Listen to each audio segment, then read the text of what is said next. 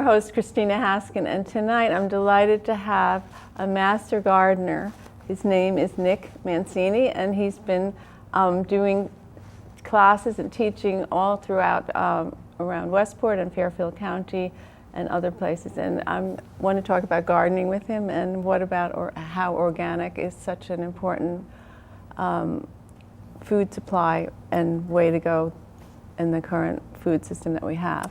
Well, since we've been used to so many pesticides and so many toxins in our food, I think this has been a fantastic happening. I had never seen as much energy and as much enthusiasm in America since the 1956 rock and roll. I mean, even Mrs. Obama has helped.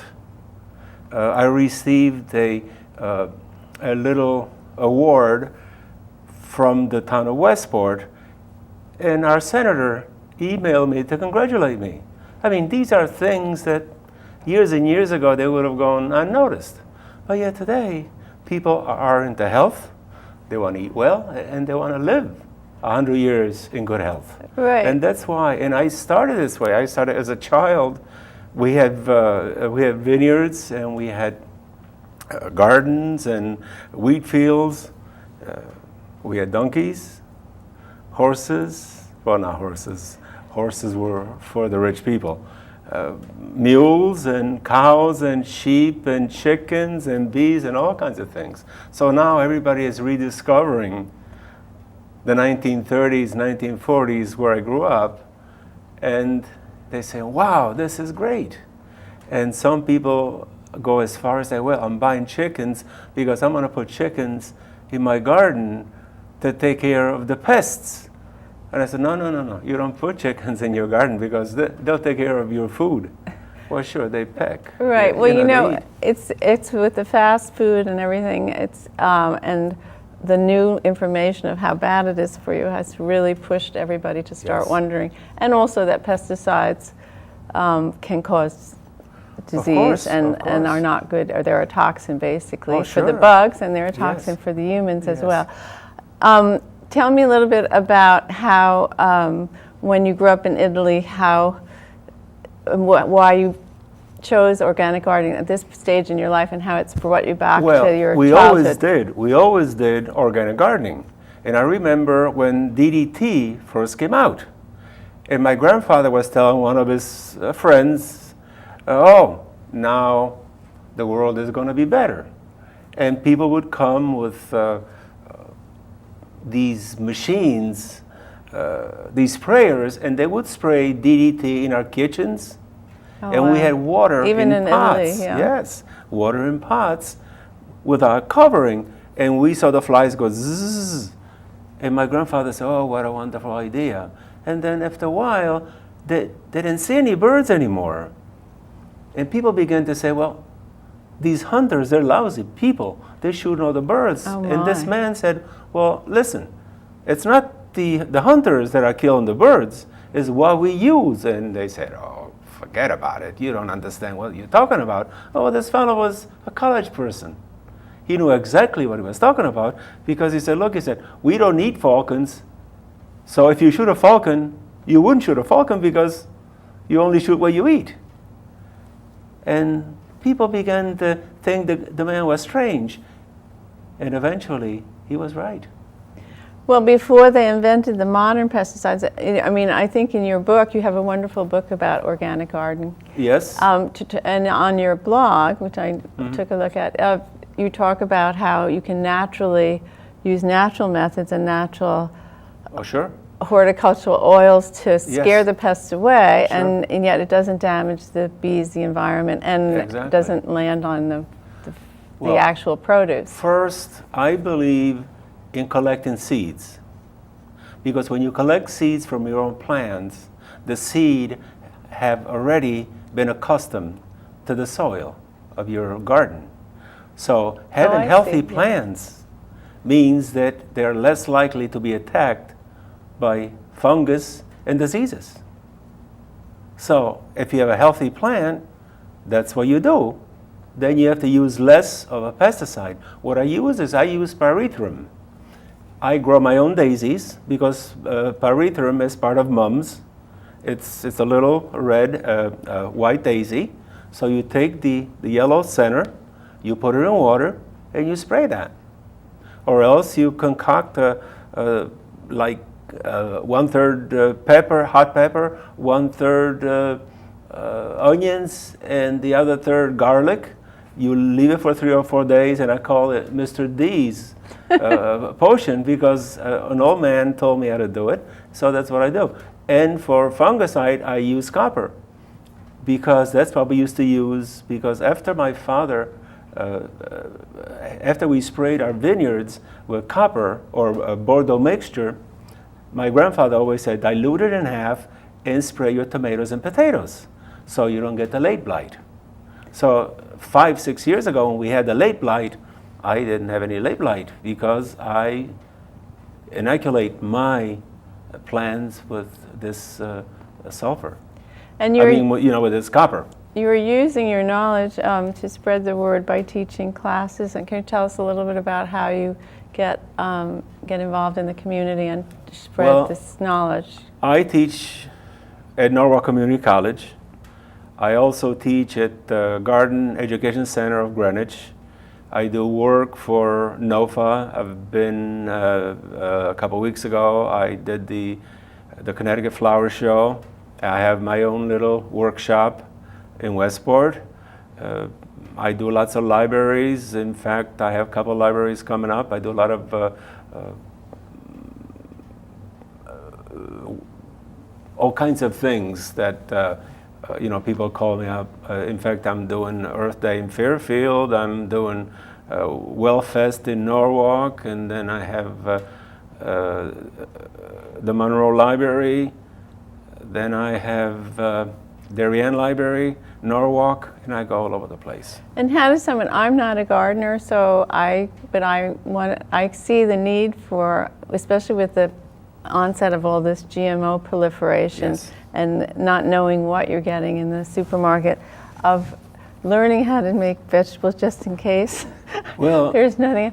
And I want to start like with the small seed in my house. Exactly. At the windowsill. So, and that's what you do. Yeah. It's very simple to do. It's one of these things that, if people did it thousands of years ago and being illiterate, we could do it just like that.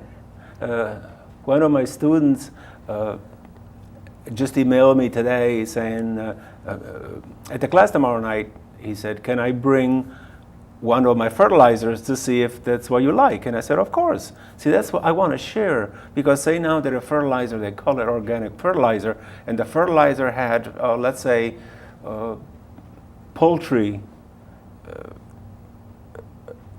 leftovers. And you know that the poultry are fed chemically, and they really take a heck of an abuse from people. And the same thing with cows. If a cow is not fed organically, the droppings will not be organic. So that's why I do organic vegan.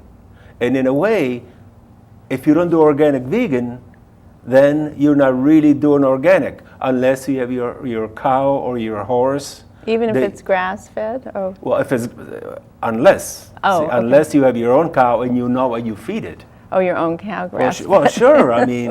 Of course. See, because look at all the antibiotics they use and steroids and hormones and things like that. So that's what I tell people.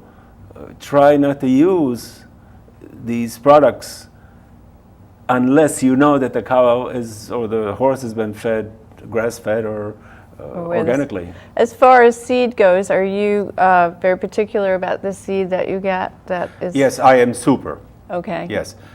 First, I do not like to accept seeds from people, because a seed has to be, cannot be cross-pollinated.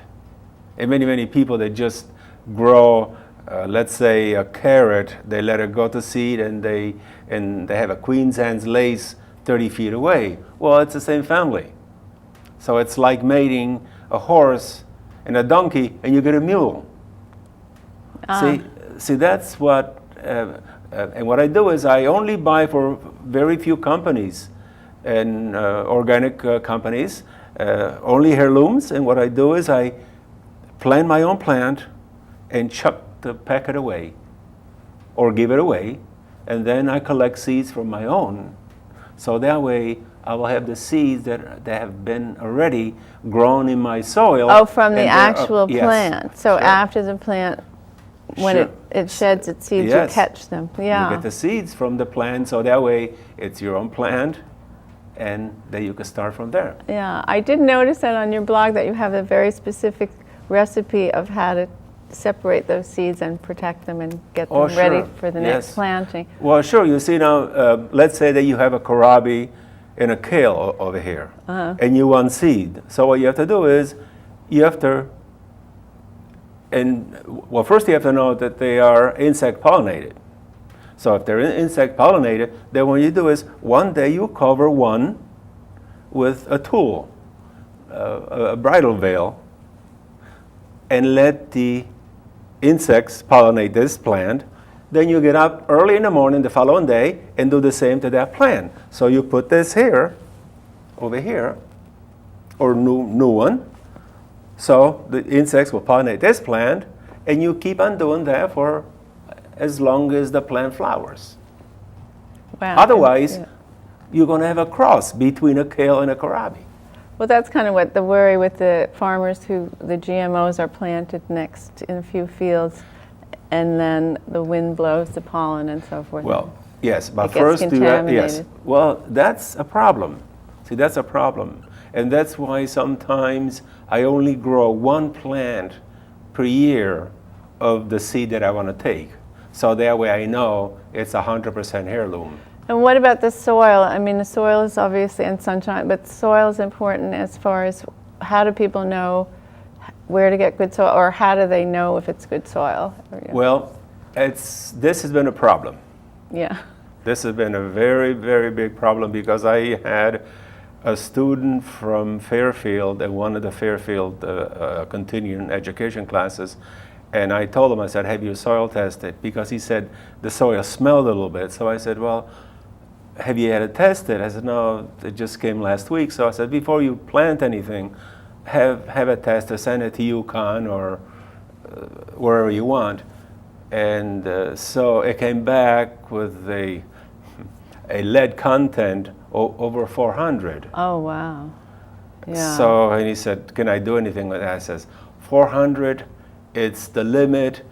And if Yeah. it smells, especially, you brought it in and the thing really smelled. I said, Yeah. if I were you, I would have that taken away, carted away, or whatever they want to do with it. Yeah. Yes, because the government tells you 400 is okay, but I don't like, it's too high for me.